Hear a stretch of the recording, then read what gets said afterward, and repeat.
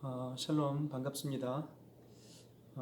코로나가 굉장히 확산되는 관계로 다시 이제 그 대면 예배를 피하고 온라인 예배를 하게 되었는데요. 상황은 이러하다 할지라도 하나님께 더 매달릴 수 있는 귀한 시간들이 되었으면 좋겠습니다. 어느 환경 어느 위치에 있다 할지라도 믿음의 중심이 하나님을 향하여 있는 귀한 예배가 되기를 소원합니다. 우리 잠시 기도하겠습니다. 하나님, 우리가 함께 할 수 없는 환경이 되므로 각각의 처소에서 하늘의 하나님을 향하여 예배합니다. 우리의 마음과 우리 영혼의 중심이 하나님을 향하여 있게 하여 주시되 우리가 드리는 이 예배를 하나님이 받으시고 흠양하여 주옵소서. 예수 이름으로 기도하옵나이다. 아멘. 찬송 410장을 부르시도록 하겠습니다. 찬송 410장입니다.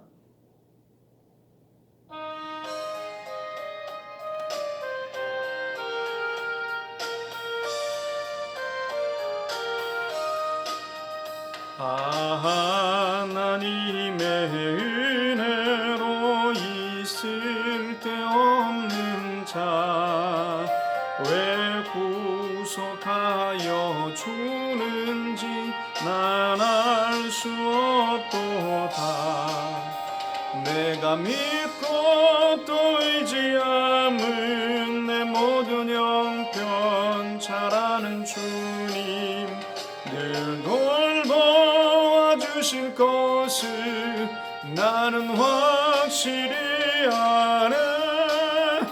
왜 내게 굳센 믿음과 또 복음 주셔서 내 맘이 항상 변한지 난 알 수 없도다. 내가 믿고 또 의지함은 내 모든 형편 잘 아는 주님 늘 돌보아 주실 것을 나는 확실히 아네. 왜 내게 성령 주셔서 내 마음을 감동해 주 예수 믿게 하는지 난 알 수 없도다.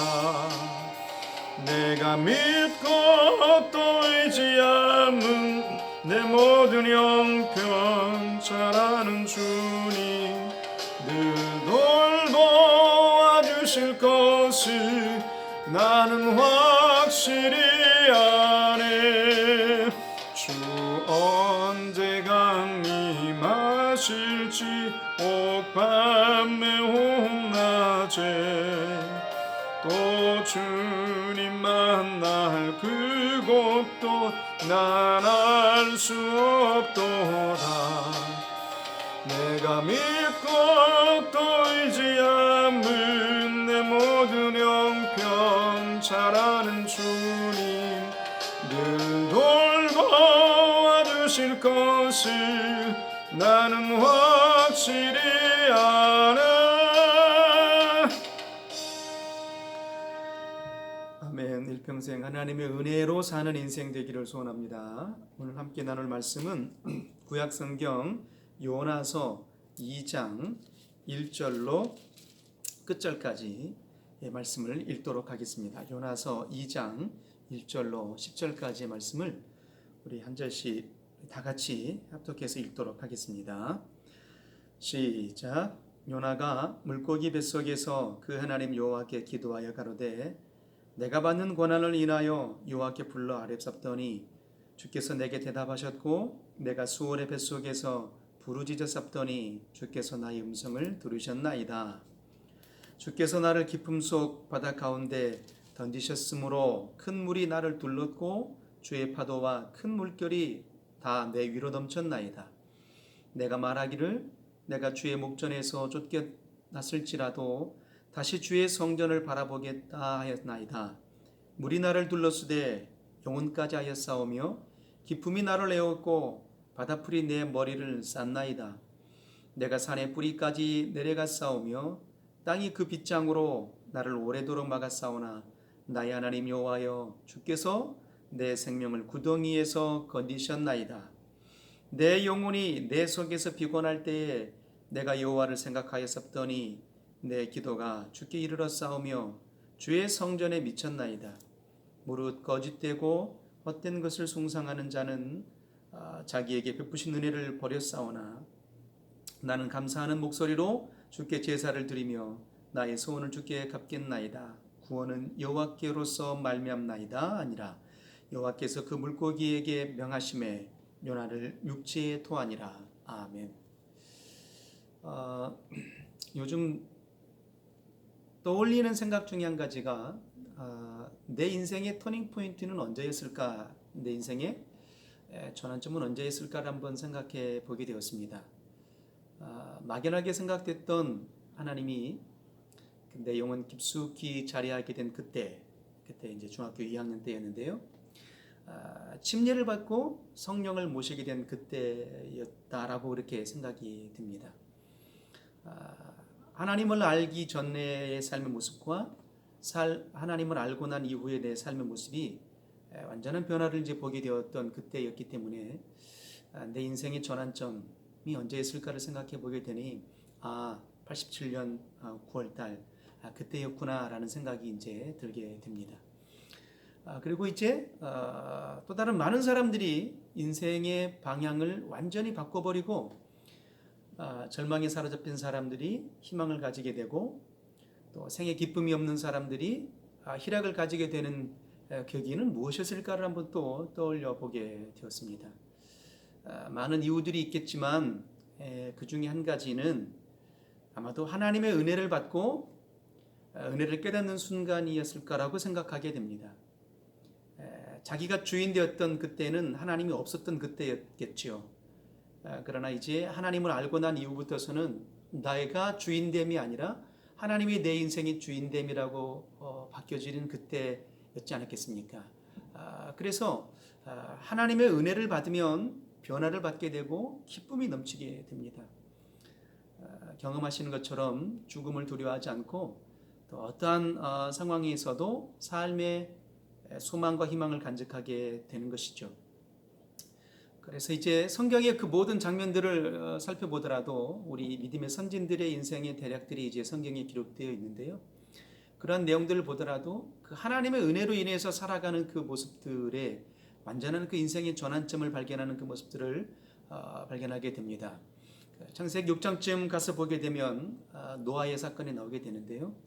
하나님께서 인생을 지으심을 한탄하사 그 모든 지면에서 지으신 모든 인생을 이제 쓸어버릴 계획을 하시게 됩니다.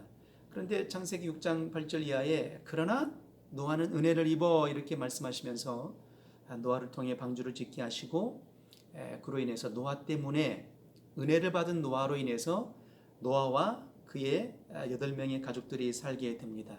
그리고 모든 만물들이 살아나는 역사를 보게 되는 거죠. 절망 속에서 소망을 보게 되는 연유가 어디서 나온 것입니까? 은혜 받은 노아로 인해서 은혜 받았기 때문에 하나님의 은혜로 말미암아서 살아나게 된 것입니다. 오늘 우리가 이렇게 살아가는 그 모든 이후의 역사의 중심도 노아가 받은 그 은혜가 계속 이어져 왔으므로 우리가 살아 있다라고 해도 과언은 아닐 것입니다. 그리고 이제 창세기 12장쯤에 넘어가서 볼 때 이제 아브라함이라는 인물을 만나게 되는데요. 하나님께서 어느 날 아브라함에게 말씀하십니다. 내 본토와 아비와 친척집을 떠나서 내가 내게 가라고 명한 지시할 땅으로 가라고 명하시게 되죠. 그래서 이제 아브라함이 그 말씀에 순종하여 이제 길을 떠나지 않겠습니까? 이제 애굽 땅에 이르렀을 때 두 번을 이제 그의 아내 사라를 이제 팔아먹는 장면이 나옵니다. 아주 치졸한 장면이 나오게 되죠. 한 번은 애굽 왕에게 그의 아내를 팔죠. 그리고 또 한 번은 아비멜렉 왕에게 그의 아내를 팔게 됩니다. 당신의 목숨을 부지하고자 원하는 마음 때문에 그의 아내를 이제 팔아먹게 되는 겁니다. 자, 그런데 놀랍게 하나님께서 그의 아내 사라로 인해서 은혜를 받게 되고 다시 이제 그의 안전한 삶으로 가게 되고 약속하신 그의 아들을 낳게 됩니다. 모든 중심의 세계는 은혜 받았으므로 아브라함이 살게 되었던 거고 은혜 받았으므로 노아가 살게 된 겁니다. 신약에 이르렀을 때에도 마찬가지입니다. 신약에 이르렀을 때에도 여러 이제 믿음의 선진들을 만나게 되는데요. 대표적으로 이제 믿음의 제자 중에 한 사람인 베드로라는 인물 한번 떠올려 보게 됩니다. 베드로라는 인물도 어부였지 않았겠습니까? 불황무식한 사람이었습니다. 자, 그런데 어느 날 예수의 복음을 듣게 되고 은혜를 받게 되니 변화가 되어서 주님의 제자로서의 삶을 살아가게 됩니다. 사람을 낚는 어부로서의 삶을 살아가게 되죠. 근데 그가 이제 그의 여정 가운데 주님을 3번씩 부인하게 됩니다. 그럴지라도 다시 주님 부활하셔서 베드로에게 찾아오셔서 은혜를 베풀어 주십니다. 사랑을 나눠 주시죠. 그리고 난 이후에 이제 베드로는 다시 주님의 완전한 제자된 삶의 모습으로 살아가게 되고 그의 생을 마감하게 됩니다. 이 모든 역사의 중심의 세계가 무엇으로 말미암아서 펼쳐지게 된 겁니까? 죄인 되었던 자를 구원하여 주신 그 역사의 중심이 은혜입니다. 다시 주님을 부인하였던 그 역사의 장면 속에서도 주님 찾아오셔서 은혜를 베풀어 주신 이 역사의 사건의 중심의 세계 속에 제자의 삶의 완성을 이루게 되죠. 그 모든 중심은 무엇입니까? 하나님의 은혜입니다. 또 다른 인물을 또 생각해 보게 될 때 사도 바울이라는 인물을 한번 또 떠올리게 됩니다. 살기가 등등해서 예수 믿는 자들을 죽이려고 이제 다메섹 도상으로 가는 길이었습니다. 그 여정 가운데 주님을 만나게 되죠. 그래서 그 주님을 만나는 그 은혜의 역사 속에 빛이 비추어지게 되고 하나님의 음성을 듣는 그 역사의 중심의 세계 속에 내가 핍박하는 예수니라라는 그 음성을 듣는 순간에 은혜의 풍성함을 경험하게 됩니다. 그리고 난 이후에 그의 사도 바울은 어떤 인생을 살아가게 됩니까?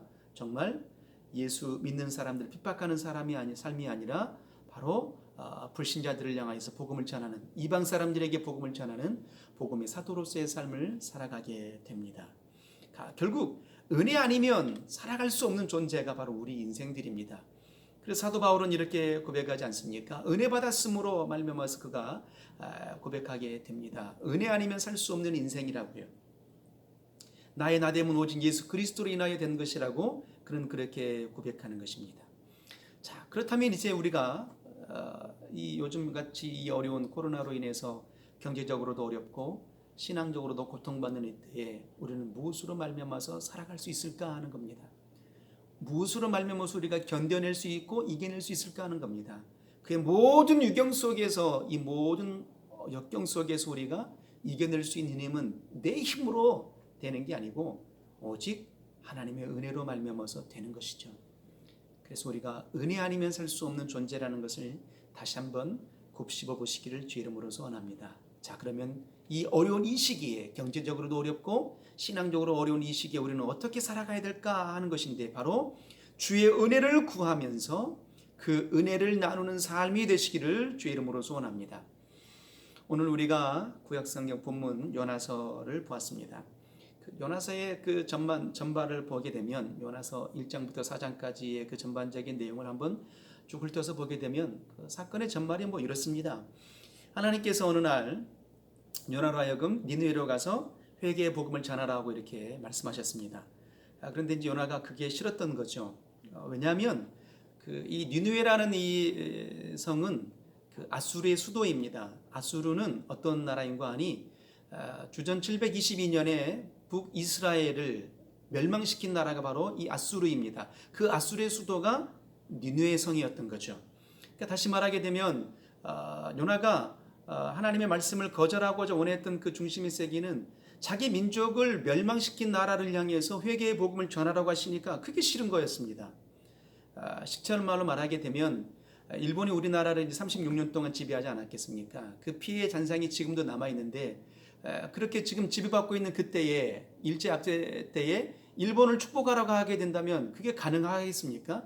도저히 감당할 수가 없는 분량이었죠. 그래서 요나는 니느웨로 향하는 발을 타지 않고 다시스로 향하여 도망을 치게 됩니다. 그 도망치고 다시스로 가는 배를 타고 가던 도중에 이제 큰 풍랑을 만나게 되죠. 그래서 이제 그 선주가 말하게 됩니다. 살아보려고 받은 초도 안 되게 되니까 너희 신들에게 구하라. 각각의 신들에게 구하라 합니다. 그래도 여전히 그 풍랑이 이제 잠잠해지지 않습니다. 그때 이제 그 요나가 그들에게 말하죠. 사건의 대략을 이제 말하게 됩니다. 내가 하나님을 믿는 사람인데 하나님께서 니느웨로 가서 복음을 전하려 했는데 내가 그걸 거절하여서 여차여차해서 이렇게 피하여 도망치는 도중에 하나님의 심판이 임하여서 이렇게 되었느니라 이렇게 말하게 됩니다. 그러니까 그들이 이제 더 두려운 거죠. 그래서 그들의 배를 이제 육지로 돌리고자 더 그렇게 노를 젓게 되는데 도무지 감당하기 어렵게 됩니다. 그때 다시 이제 요나가 그들에게 말하죠. 나를 바다에 던지라. 그러면 너희가 이제 살게 될 것이다 하게 됩니다. 그들의 마음에는 합당하지 않았지만 이제 요나를 바다에 던지게 되니까 풍랑이 잠잠하여지게 됩니다. 놀라운 반전이 일어나게 되는데요. 오늘 이제 그 2장의 장면이 바로 그런 내용입니다. 요나가 이제 바다에 빠쳐지게 되는데 하나님께서 큰 물고기를 예비하사 요나를 삼키게 합니다. 그리고 이제 그 요나가 큰 물고기 뱃속에서 3일 3야를 이제 있으면서 그 속에서 이제 참된 이제 회개의 고백을 이제 아뢰게 되는 장면이 바로 오늘 요나서 2장의 장면입니다.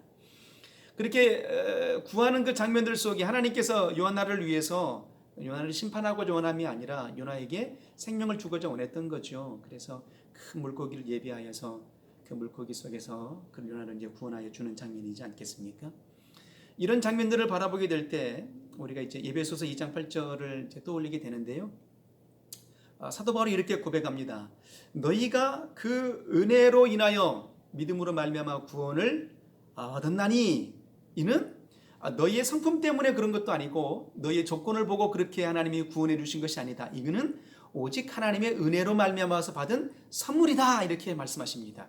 그러니까 요나가 뭔가 잘해서 받은 게 아니죠. 나를 물에 던지라 그들을 구원하고 원해서 나를 물에 던지라 했던 그런 선한 모습 때문에 그렇게 된 것이 아니고 하나님의 선물로 은혜를 받게 된 것입니다. 그래서 고린도전서 15장 10절 이하에도 이렇게 사도 바울은 고백합니다. 나된 것은 하나님의 은혜로 된 것이니 라고 말합니다. 오직 나와 함께 하신 하나님의 은혜로라 라고 이렇게 고백하게 됩니다.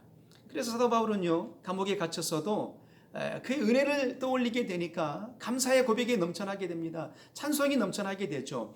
그래서 서신서를 모든 장면의 첫 장면들은 사도 바울이 쓴 서신서의 장면들을 보게 될 때 찬송하리로다 라고 그렇게 고백을 시작하게 됩니다. 하나님께 받은 그 은혜를 잊지 않았던 겁니다. 바로 우리 인생들은 은혜 아니면 살 수 없는 존재들입니다. 오직 은혜로 말미암아서 살아가는 존재들입니다. 그 영국의 목사이면서 찬송가 작사가가 있는데 존 뉴튼이라는 사람이 있습니다. 아주 유명한 찬송가 작사를 한 사람인데요. 우리가 잘 즐겨 부르는 405장의 작시를 하신 분이 존 뉴튼이라는 분이십니다. 이분이 원래는 이제 그 불신자였고 이제 남분꾼이었고 이제 노예상이었는데 그런 도중에 이제 그 예수를 만나게 됩니다. 그래서 이제 그가 하나님을 이제 전하는 이제 목사로서의 삶을 살아가게 되는데요. 그가 이제 그 설교 중에 나눈 메시지 중에 이제 그 예화를 하나를 들게 되는데 언젠가 제가 여러분에게도 그 비유로 이렇게 전해드렸던 기억이 납니다. 천국에 가면은 3번을 놀란답니다. 첫 번째 놀라는 것은 와야 될 분이 있어야 될 분이 안 보인답니다. 목사님도 안 보이고 장로님도 안 보이고 당신이 저분은 천국에 와 있을 것 같은데 그분이 안 보인답니다. 그래서 한 가지를 놀라게 되고 두 번째 놀라게 되는 그 역사는 천국에 가서 놀라는 두 번째 역사는 저 사람은 도무지 천국에 와 있지 않았을 거라고 생각했는데 그 사람이 와 있더랍니다. 그래서 굉장히 놀란다는 거죠. 그리고 세 번째 놀라는 그 역사의 장면의 가장 큰 놀람의 역사인데요. 나 같은 죄인이 천국에 와 있다는 사실에 놀란답니다. 당신이 누구였습니까? 노예상이었죠. 사람을 팔아먹는 사람이었습니다. 그런데 나 같은 죄인임에도 불구하고도 천국에 와 있다라는 겁니다. 그 사실들로 인해서 놀란다는 거죠. 무엇입니까? 하나님의 은혜입니다. 하나님의 은혜 아니면 우리가 도무지 살 수 없는 존재라는 거죠. 제가 어릴 적 기억에 초등학교를 들어가기 전이었던 것 같습니다. 우리 아버지가 굉장히 엄하신 분이십니다. 아주 유명하게 엄하신 분이었거든요. 동네에서 아이들이 사고를 치면 그 부모님들이 혼내는 것이 아니라 우리 아버지께 데려와서 혼냄을 받을 정도로 그렇게 우리 아버지가 엄하셨던 분입니다. 그런데 이제 아버지가 아끼던 그 화병 비슷한 게 있었는데요. 그걸 제가 아버지가 나간 사이에 실수로 그만 깨트려 버린 겁니다. 이 장면을 본 누나와 형이 저를 굉장히 겁을 주는 겁니다. 너 이제 큰일 났다. 이제 아버지가 이제 오시면 너 이제 큰일 났어. 너 어떻게 할래? 라고 이제 굉장히 겁을 주는 거예요. 그래서 그 어린 마음에 아버지도 무섭고 가뜩이나 그 소중하게 깨뜨려 버렸으니 더 얼마나 더 무서웠겠습니까? 근데 이제 아버지가 나가셨다가 이제 들어오신 거죠. 그래서 제가 용기를 내서 어차피 혼날 거 말이라도 하고 혼나자 해서 이제 아버지께 아버지 여차여차해서 어린 나이지만 그 공포심에 어린 나이지만 아버지 여차여차 제가 화병을 깨뜨렸습니다라고 얘기를 했더니요. 놀라운 반전이 일어났습니다. 아버지가 제 어깨를 두드려 주면서 괜찮아. 네가 이렇게 말해주니까 오히려 난 기쁘다 이렇게 얘기하시는 거예요. 그리고 저를 업고서요. 그 어머신 분이 저를 업고서 친한 친척 집에 가가지고 자랑을 하는 겁니다. 내 아들이 이렇게 화병을 깨뜨렸는데 와서 말을 하더라 라고 저를 칭찬해 주는 겁니다. 굉장히 반전이 일어나는 거죠. 마치 하나님이 이런 분이시지 않을까 하는 겁니다. 은혜 아니면 우리가 살 수 없는 존재들입니다. 그래서 우리가 하나님 앞에 은혜 베풀어 주신 하나님 앞에 우리가 어떤 인생을 살아야 되겠습니까? 은혜를 구하여야 됩니다. 그리고 그 받은 바 은혜를 나누는 인생이 되어야 되는 겁니다. 우리가 지금 이렇게 살아가는 역사의 연유는 은혜로 살아가는 존재 아니겠습니까? 은혜 받았기 때문에 우리가 지금 이렇게 호흡하고 있는 것 아니겠습니까? 그러면 받은 은혜를 넉넉하게 나눌 수 있는 존재가 되기를 소원합니다. 철저하게 은혜를 구하시고요. 그 은혜를 나누는 삶이 되기를 소원합니다. 이제 요나가 이제 3일 3夜을 구하였더니 하나님께서 그의 기도를 들으시고 요나를 이제 그 물고기 뱃속에서 토하여냅니다. 그 토하여냈는데 그 땅이 어느 땅이었습니까? 니느웨 땅이었습니다. 그래서 이제 요나가 3장에 이제 그 니느웨 성을 향하여서 하나님께서 명하신 대로 회개의 복음을 전하라 하셨기 때문에 열심으로 이제 3일을 돌아야만 되는 큰 성이었는데 하루 만에 훅 돕니다. 그리고 복음을 선포하게 되죠. 그랬더니 놀라운 역사가 또 일어나게 됩니다.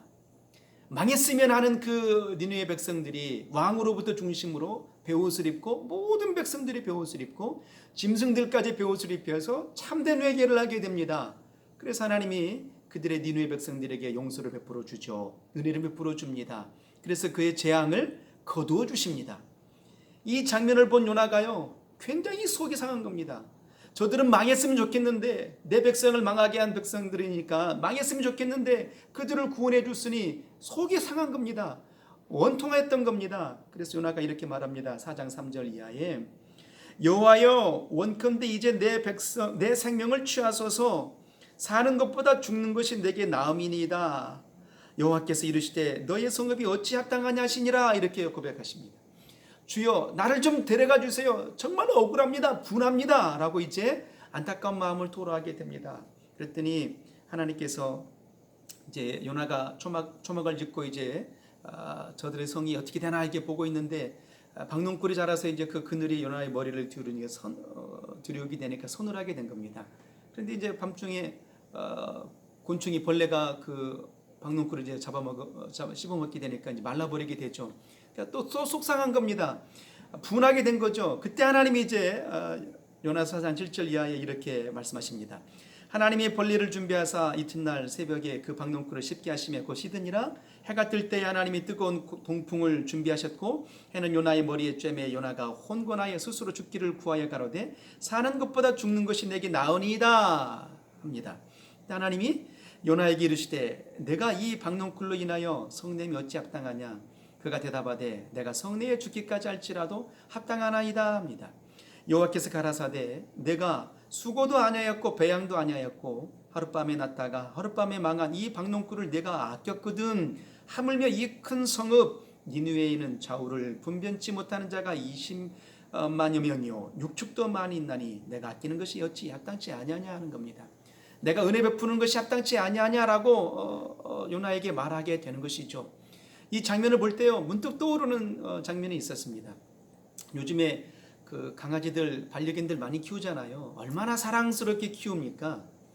근데 어느 이제 그 TV 프로그램 중에 이제 강아지를 키우는 프로그램을 이제 보았더니 그렇습니다. 그 강아지가 너무 사랑을 받고 이제 자라가게 되는 겁니다. 그랬더니 강아지가 자기가 주인인 걸로 착각을 하는 거예요. 그래서 손님들이 오더라도 늘 그가 가운데 자리를 앉습니다. 그리고 자기 물건을 이제 장난감들이나 이제 만지게 되면, 주인이 만지게 되면 와서 막 무는 거예요. 내 거 건드리지 말라고. 그러니까 완전히 뭐랄까 주객이 전도가 되는 거죠. 주인이 그에게 사랑을 베풀어 줬더니, 쉽게 말하면 은혜를 베풀어 줬더니 지가 주인인 줄 아는 거예요. 이 모습이 마치 요나의 모습이 아닌가라는 겁니다. 바로 우리의 모습이 아닌가 하는 겁니다. 죄인 되었던 우리를 살려주시고 큰 사랑을 베풀어 줬더니 오히려 내가 하나님보다 주인이에요 라고 말하고 있는 게 아닐까. 그래서 하나님의 자리에 내가 앉을 때가 너무 많고, 하나님의 은혜를 잊어버릴 때가 너무나 많고, 하나님이 주신 은혜를 너무 당연하게 여기는 때가 너무 많지 않은가 하는 겁니다. 이제 우리는 어떤 인생을 살아야 되겠습니까? 은혜로 사는 사람들은 은혜로 살리는 사람이 되어야 됩니다. 내 가족을 살리는 사람이 되어야 되고요, 내 이웃을 살리는 사람이 되어야 됩니다. 요나처럼 하나님께서 은혜를 베풀어 주셔서 니느웨 사람들을 살려줬더니 왜 살려줘요? 저 사람들은 심판받아 마땅한데 왜 살려줘요? 라고 말한다 이 말입니다. 우리는 그런 인생이 되어서는 안 되는 겁니다.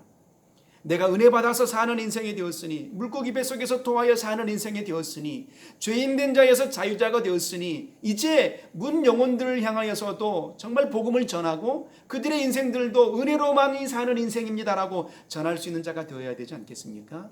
바로 그런 것입니다. 하나님의 은혜는 죽이는 것이 아니라 살리는 것입니다. 하나님의 은혜로 말미암아서 사는 사람들은 은혜로 살리는 사람이 되어야 되는 겁니다. 그래서 철저하게 은혜를 구하십시오. 그리고 그 은혜를 나누는 삶이 되어주십시오. 이렇게 어려운 이때일수록 더욱더 은혜 받고 은혜로 달려가는 삶이 되어주셔서 온전하게 은혜 아니면 살 수 없는 존재라는 것을 시인하시고, 철저하게 가족을 살리고 이웃을 살리고 교회를 살릴 수 있는 은혜로 사는 인생이 되시기를 주 이름으로 소원합니다. 우리 기도하겠습니다. 생명의 하나님 아버지, 참 감사합니다.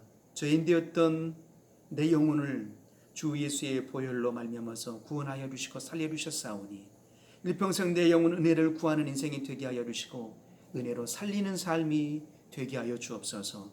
범사에 은혜 아니면 살 수 없는 존재라고 고백하며 시인하며 달려가는 능한 인생이 되게 하여 주옵소서. 예수 이름으로 기도합나이다. 아멘.